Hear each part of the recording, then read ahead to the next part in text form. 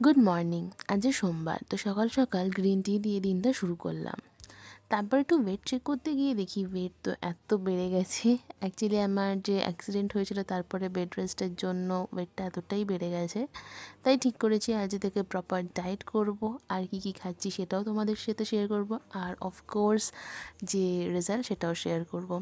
তো এই ছাতু আর মুড়ি দিয়ে আমার ব্রেকফাস্টটা সারলাম। অ্যাকচুয়ালি আগে শুধু ছাতু খেতাম, এখন ছাতু আর মুড়ি খাই কারণ খুব খিদে পেয়ে যায় অফিসে।